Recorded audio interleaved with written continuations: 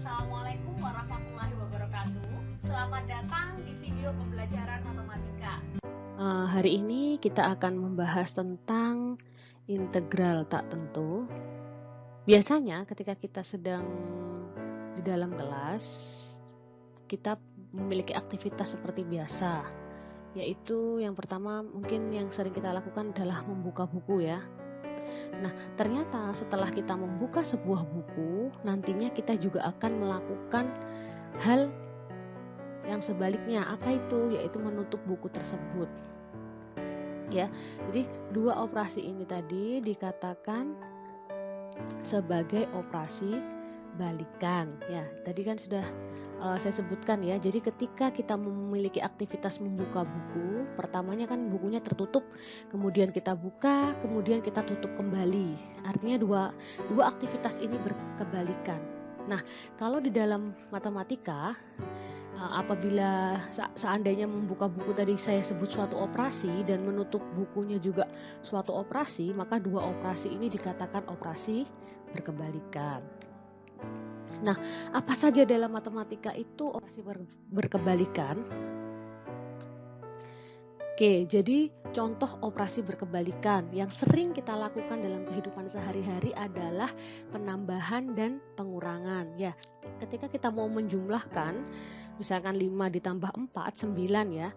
Nah, ketika mendapatkan angka 9 untuk mengembalikan ke angka 5 lagi, kita membutuhkan pengurangan. Ini namanya operasi balikan. Nah, ada lagi selain penambahan dan pengurangan. Apalagi? Nah, yang sering kita lakukan adalah perkalian dan pembagian. Nah, untuk mendapatkan, nih, misalkan saya punya bilangan bulat awal, kemudian saya kalikan, untuk mengembalikan ke bilangan bulat semula, kita perlu membaginya. Begitu juga dengan pemangkatan dan penarikan. Penarikan di sini maksudnya pengakaran ya. Nah, karena kita memiliki beberapa contoh dalam operasi balikan di matematika, kita juga yang akan kita pelajari juga termasuk operasi balikan. Jadi ketika kita melakukan pendiferensialan atau penurunan ya, diturunkan, kemudian nanti akan dilakukan anti turunan lagi. Ya, jadi akan kita lakukan anti pendiferensialan atau anti penurunan. Nah, yang sering kita dengar dengan istilah integral. Jadi integral ini merupakan kebalikan dari turunan. Nah, sehingga untuk membuktikan suatu, misalkan kita melakukan integral, kita mencari nilai integral untuk salah satunya untuk membuktikan apakah integral yang kita lakukan itu benar adalah dengan menurunkan kembali. Ya, jadi ini adalah operasi balikan. Definisi integral sendiri yaitu sebut saja kita punya f besar ya. Suatu f besar itu dikatakan anti turunan dari f kecil atau integral dari f kecil pada selang i ya. Jadi selangnya sudah ditentukan pada i jika df ini adalah turunan ya. Jadi turunan dari f besar itu sama dengan f pada i. Atau bisa dikatakan jika f aksen atau turunan dari f besar, turunan dari fungsi f besar itu sama dengan fungsi f kecil untuk semua x dalam i. Jika x suatu titik ujung dari i, maka f aksen atau turunan dari f besar itu hanya perlu berupa turunan satu sisi saja. Jadi di sini apa sih yang dimaksud integral itu? Jadi suatu integral itu ketika saya punya f besar itu dikatakan dia integral apabila ketika diturunkan lagi. Jadi ketika fungsi f besar itu diturunkan sama dengan fungsi f kecilnya. Ya, jadi integral di sini adalah turunan dari suatu fungsi f besar itu sama dengan f kecil sendiri. Itu maka dari itu f besar itu dikatakan integral dari f kecil. Notasinya sendiri adalah notasi Leibniz ya yang sering kita gunakan. Ini dikatakan notasi Leibniz yang bawah ini ya, yang seperti cacing nih ya.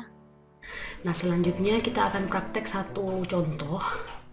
Ini gimana sih caranya menentukan anti turunan dari sebuah fungsi. Contohnya misalkan Nah, dari sini ingat kita sudah belajar bahwa antiturunan itu nama lainnya adalah integral ya, atau integral ya. Nah, dari sini integral itu merupakan fungsi balikan dari suatu turunan. Nah, sehingga kita bisa peroleh bahwa integralnya adalah X pangkat 3 plus C. Nah, kemudian dari sini untuk memastikan apakah ini benar integralnya atau bukan, kita bisa membaliknya atau menurunkannya, sehingga turunannya kita peroleh f aksen x itu sama dengan 3x kuadrat ya. C di sini merupakan suatu konstanta yang kita sendiri belum tahu berapa isinya. Sekarang kita akan mempelajari lebih lanjut tentang teorema A. Nah, apa sih teorema A itu? Teorema A sendiri itu berisi tentang aturan pangkat.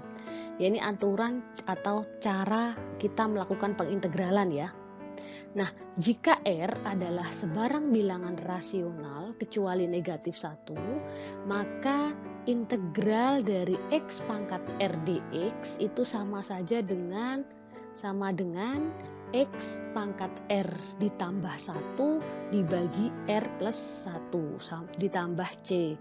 Kenapa ditambahkan C di sini? Karena kita masih belajar tentang integral tak tentu ya.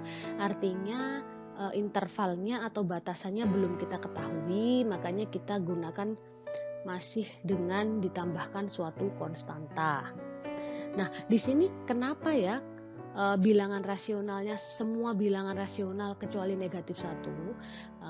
Silahkan perhatikan dari dalam layar, ketika kita memiliki X pangkat R ya, dan R-nya saya ganti negatif 1.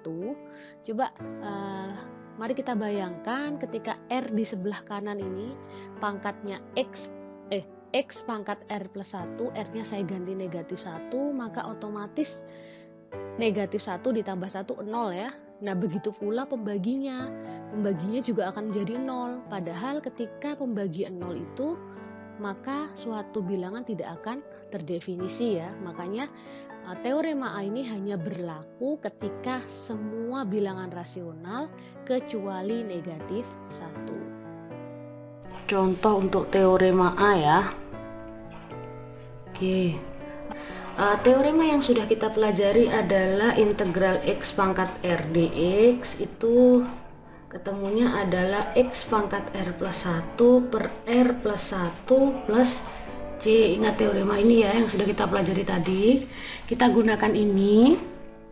Jadi ketika 4X pangkat 3 kita integralkan ya, atau bisa saya tulis simbolnya integral 4X pangkat 3 plus 2x plus 1 dx. Jadinya kita cari misalkan 4x pangkat 3, artinya x-nya pangkat 3, r-nya 3 ya, kemudian 3 tambah 1 4 ya. Nah, jadinya nanti x pangkat 4 di sini ada per 4. Kemudian ada 4 di depannya. Kita tetap tulis. Jadinya 4 kali x pangkat 4 per 4. Kemudian yang kedua adalah 2x. Berarti kalau 2x, x-nya pangkat 1 ya. Karena x-nya pangkat 1, 1 tambah 1 2. Kemudian di sini juga sama, 1 tambah 1 juga. Jadinya kita peroleh 2-nya tetap ya. 2 yang ini tetap. Kemudian x pangkat 2 per 2. Selanjutnya adalah 1. 1 di sini tidak memiliki variabel x. Nah, tetapi kita ingat ya di sini bisa kita tuliskan 1 dikalikan X pangkat 0. Kenapa seperti itu? Karena hasil dari X pangkat 0 adalah 1. Oke ya. Jadi 1 di sini temannya adalah atau pasangannya adalah 1 dikali X pangkat 0. Maka ketika kita gunakan teorema ini, R-nya menjadi 0. Jadi X pangkat 0 plus 1. Artinya dia 1 ya. X pangkat 0 plus 1 per 0 plus 1 ya. Nah, karena ini adalah integral tak tentu atau belum diketahui batasnya, maka akan ditambahkan C, sehingga kita peroleh ini habis ya 4 dibagi 4 X pangkat 4 ditambah X pangkat 2 ditambah X plus C. Oke, nah ini untuk yang pertama. Nah, bagaimana ketika saya memiliki soal yang kedua? Contohnya adalah berapakah nilai integral dari X pangkat 3 per 2 plus 3X. Oke, berarti artinya kita turunkan satu persatu ya tadi ya, X pangkat 3 per 2. Kita integralkan, mohon maaf, kita integralkan satu persatu. 3 per 2 ini jadi R, artinya apa nanti? X pangkat 3 per 2 ditambah 1 per 3 per 2 ditambah 1. Kemudian yang belakang adalah 3X, sama, berarti X nya pangkat 1 ya di sini ya, karena tidak ada pangkat 2, 3, berarti dia pangkatnya 1, berarti 3 kali X pangkat 1 plus 1 per 1 plus 1, kemudian kita tambahkan C. Nah, kemudian dari situ kita tinggal jumlahkan. 3 per 2 ditambah 1 berarti kita samakan penyebutnya ya, jadi di yang belakang jadi 2 per 2, berarti 5 per 2 ya. X pangkat 5 per 2 dibagi, ini juga 5 per 2, 5 per 2 ditambah 3 per 2 ya, ini ya, per 2 dikalikan X pangkat 2 plus C. Nah, karena ini pembagian, ini bisa kita kalikan silang, artinya jadi 2 per 5 X pangkat 5 per 2 plus 3 per 2 X pangkat 2 plus C.